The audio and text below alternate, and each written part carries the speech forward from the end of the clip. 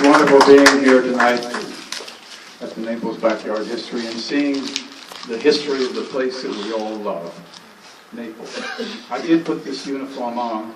I took it off 68 years ago, and it still fits pretty well. So I thought I'd wear it tonight. I don't believe that there are many people here who can say that they remember Florida in the 20s, but I can.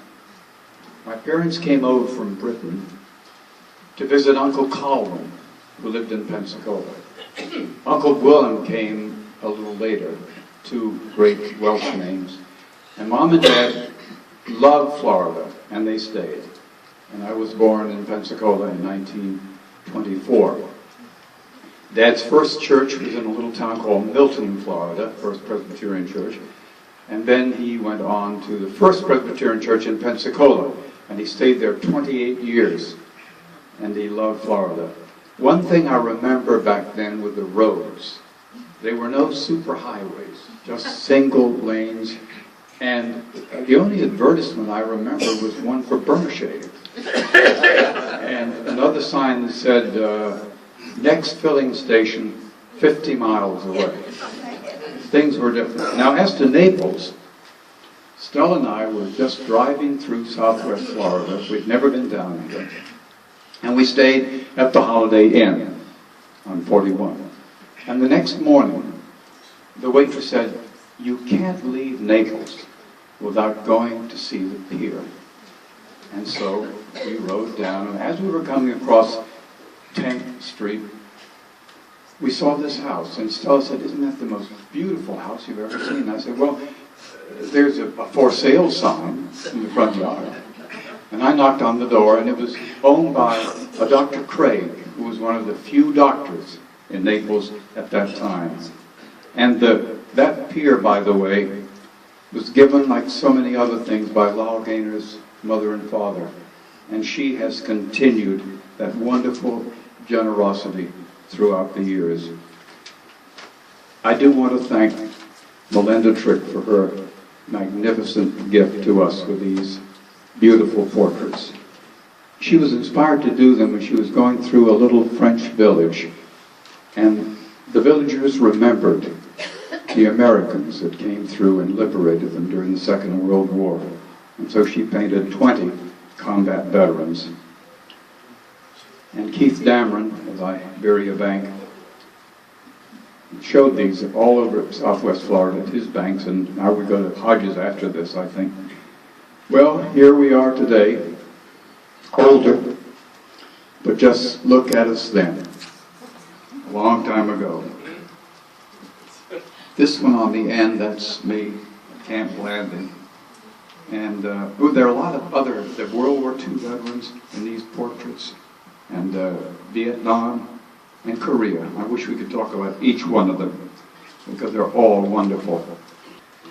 Well, the portrait is of another good friend, but he wasn't in the 1st Division, Bedford Biles. I have so many memories of World War II. I remember England in 1943. I remember the fortitude and the courage of the British people. And I remember the Americans, unique, dedicated, different, unlike any other group. I remember the sirens at night, the searchlights and gunfire when German planes would come over to bomb and strafe. I remember an 8th Air Force base next to our camp. Early in the morning, I would hear the sound of those B-17 and B-24 engines, and they would take off for their bomb runs over Germany. And later in the day, they would come back. Many missing, many shot up badly. Every American should visit the United States Airmen Cemetery in Cambridge. 4,000 American airmen are buried in that cemetery. And they have a wall of remembrance. 5,000 names missing, their bodies never found. My brother was on one of those B-24s as a gunner, and Stella's 2 twin brothers were gunners on B-17s. And my uncle Derek Attenborough was wing commander in the RAF, and he was shot down and killed in the Battle of Britain. I remember the end of May. Every country road was filled with tanks, jeeps, half-tracks, and thousands of American troops heading for the coast to prepare for the invasion. The first part of June, we went to Plymouth, into Army barracks overlooking Plymouth Harbor. The first night, we were told to fall out in the company street. We were given oiled ammunition and paid in French francs. I think it was around $90 a month then. Well, we all knew where we were going. The next morning, we stood at attention and heard General Eisenhower give his great crusade message. Then we boarded the ships and sailed to France. I was on a British ship that was full of replacements. They were going to need replacements on Omaha Beach when they hit. I'll never forget that massive armada sailing to France. I did not go in on D-Day like Bob Nixon, Nick Hale, Frank Johnson, and Bedford. The next day, we went down those rope ladders into the landing craft and headed in. What I saw was something I'll never forget. On the 10th anniversary of D-Day, I wrote this poem called Omaha Beach, and I would like to share it with you. When we went in, the beach was taken, the living forlorn, the dead forsaken. We were dropped into water up to our shoulders. We waded in, a group of green soldiers, onto that thin strip of beach so many have tried to reach. They were the ones who went in first among the machine gun fire and shell burst. They went to watery graves, sinking under the waves. The water was red, red from the dead, red from the dying, in agony crying. Those who made the land were not able to stand. They cried in vain, writhing in pain, screaming for help. Every advantage was on the hill. They murdered our men at will. The rain of death from those cliffs never stopped, never stopped. But we just kept coming in from the sea, wave after wave, as far as you could see. Sheer courage and determination, and not believing they were done, dictated the victory that day. Others in the future will say, when they stand on that mighty height and look down on that thin strip of beach, they'll say, I don't see how they ever did it. They fought for every inch of it, up the sides of that fortified wall, over those cliffs, so tall. I'll never forget that beach. I'll never forget the men and the ships in the air and on the land, and those who died on the sand and in the water. They lie now in thousands of white crosses and stars of David above the beach. Those wonderful soldiers who died so young. They died so we could be free. How can we ever forget what they did? We honor them this day. We salute them. And dear God, bless the men who died on Omaha Beach. Bob Nixa saw a lot of combat. He lost 3 tanks, many buddies. And Bob has told me in the past that the one thing that got us through all of that was that we were teenagers. Right, Bob? He was highly decorated, 2 Purple Hearts, Silver Star for bravery, 2 Bronze Stars, and the Legion of Honor. We were locked into the bridgehead in Normandy from June until the end of July. And fighting the hedgerow battles was extremely difficult. The end of July was, we moved to a mosquito-infested town, St. John de Day. Remember that, Bob? Yes. The 3 weeks before that, our foxholes had been dug outside the most beautiful building I had ever seen, the Chateau de Valois. I remember looking at that beautiful building and saying, this represents the best of mankind, and what we are fighting represents the very worst. It was a beautiful, beautiful, beautiful place. When Steve Forbes ran for president, I did his voiceovers, and he told me then that he owned the chateau, and he invited me to stay there anytime, but I haven't been back. Last time was the 50th anniversary. But this magnificent structure was built before Versailles. Well, the first day at Valois, a mess truck pulled up. We filled our mess kits with hot food. We'd been living on canned C rations and K rations. I noticed a little girl standing at the gate, just looking. I walked over and I asked her if she was hungry. She nodded. I went back through the line to get some food, and I told her to bring a container from home the next day, and I'd fill it. She did every day. Her name was Madeleine. When we got into those trucks to leave Valois, Madeleine was there. And she gave me a little crucifix, I still have it, to wear around my neck. And she said she would pray for me. On July 29th, Operation Cobra began. 2,000 bombers from England, 350 P-47s bombed and strafed the enemy. We broke out of the bridgehead at Saint-Lô, went to Mortain, then across Normandy to Falaise, then Chartres, then Mons, Belgium for a big tank battle. You remember that, Bob? I know you did.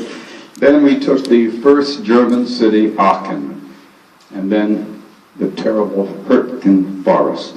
Horrible. 30,000 Americans died in Hürtgen Forest. We got out of that hell the end of November, relieved by green American troops just off the boat. We went out to our first rest stop, which is Spa, Belgium. It was heaven. Hot showers, new uniforms, beds to sleep in, mail call, movies at night, hot food. Something wonderful happened while we were there.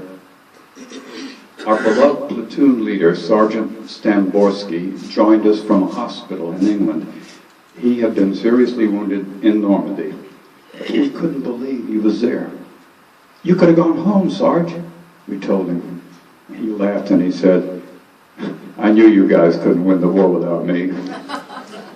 We were teenagers. He was an old man, 33. But we had a great time in Spa. But on December 16th, the Germans broke through began the Battle of the Bulge began. 19,000 American soldiers were killed in the Battle of the Bulge. We had OD, olive drab uniforms. The Germans had white uniforms. And against the snow, we were pretty easy targets. We took sheets off the beds in the nearby houses, and camouflaged our uniforms. I don't think I've ever been so cold in my life as the Battle of the Bulge. On Christmas Eve, in the morning, our Sergeant Stamborski was killed, and we were devastated. That night, our platoon was in an old barn in Sauerbracht, Belgium, and we sat there in the dark eating cold C rations and the sound of battle surrounding us. We really felt the loss of our beloved sergeant deeply. Out of the darkness, one of my buddies said, "Some Christmas." Another one said, "You think Santa Claus will find us here?" Another one said, "Hey, Pete, your dad's a preacher. Give us something for Christmas." And I was so glad that my father made us memorize scripture as we were growing up, and I gave them the entire Luke 2 chapter, Luke 2. And then I gave them a poem, because the night before Christmas and all through the house not a creature was stirring. Well, it lifted their spirits. They said it made them think of home that night. Well, we got to the Rhine. The Remagen Bridge had collapsed when we got there. Did you go over it while it was still up, Bob? Yeah. Yeah. When we got there, it had collapsed. We had to go over on pontoon bridges built by our wonderful engineers with the Germans shooting down from the other side. We went into the Harz Mountains and liberated Nordhausen concentration camp. It was something we had never been told about. They made M1 and M2 rockets there, and they were the ones that were being sent over to England. After the war, I had nightmares, not about combat, but about Nordhausen. I've never had an experience like that. 5,000 dead. They were piled up just past the entrance, and hanging onto the barbed wires were emaciated skeletons. The medic said, "Don't feed them, they'll die." It was horrible. Now to the end.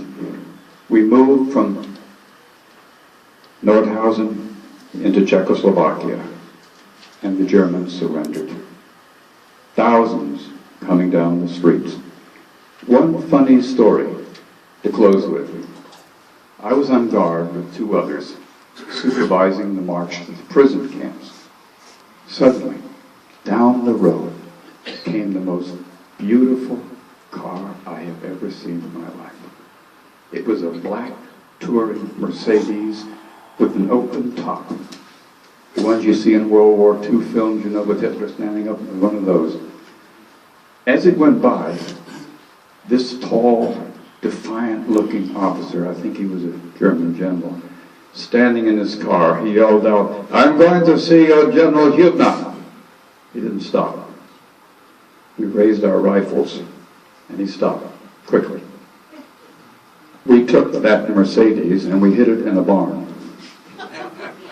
For the next 2 nights, we took it on the Autobahn. Over 100 miles an hour going up and down. Well, as luck would have it, the Army MPs arrived and said, "Okay guys, you've had your fun." Well, we certainly did. In closing, I want to acknowledge the magnificent sacrifice the men and women of World War II have made. The things they did for us and for future generations. It's priceless. We are losing an incredible generation, and I'm proud to have served with them. Thank you again, Brenda. You don't know how much this means to us. It's just wonderful. And thank you all for coming. Thank you so much.